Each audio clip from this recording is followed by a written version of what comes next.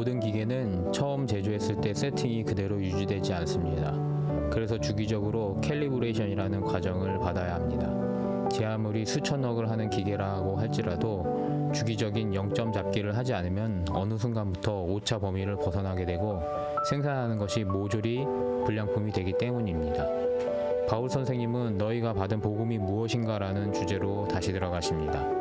여태껏 고린도 교회의 신앙적 오류에 대한 현상을 지적하시면서요, 그것을 넘어서서 과연 우리가 믿는 예수 그리스도는 누구시며 그 메시아성이 어떻게 우리에게 전해졌나 라는 회상, 즉 신앙의 0점 잡기를 시작하는 단락을 시작합니다.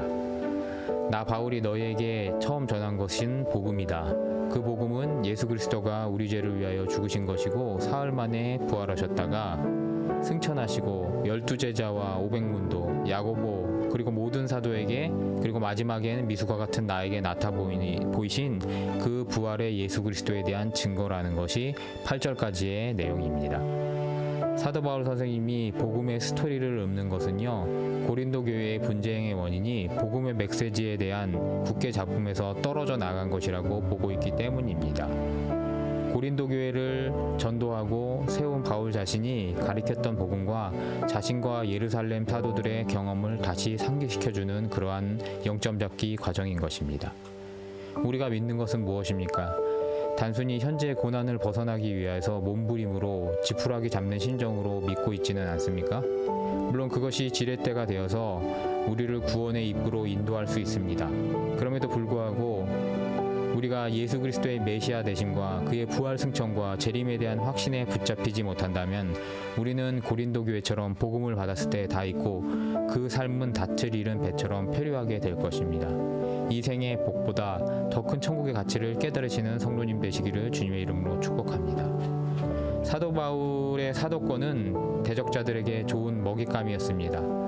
사도들은 살아생전 예수 그리스도와 먹고 마시고 함께 지내는 자들이 조건인데 바울은 그렇지 않은 핸디캡을 지녔기 때문입니다.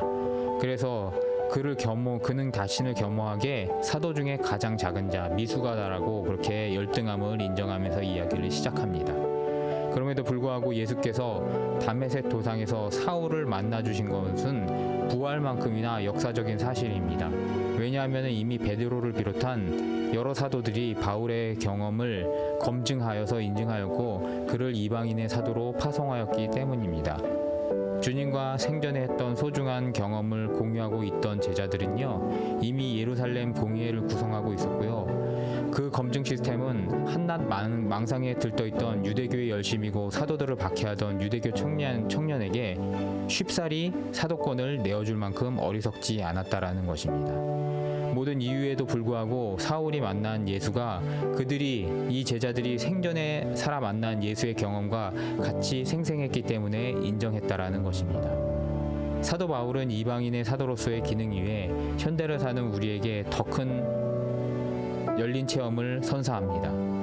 우리는 혈육으로는 유대인이 아니지만 사도들의 가르침에 따라 예수 그리스도의 복음을 받아들이고 구주로 고백하고 그 예수를 인격적으로 고백하는 지평을 열게 되었습니다. 그것을 열어준 시작이 바로 사도 바울이기 때문입니다.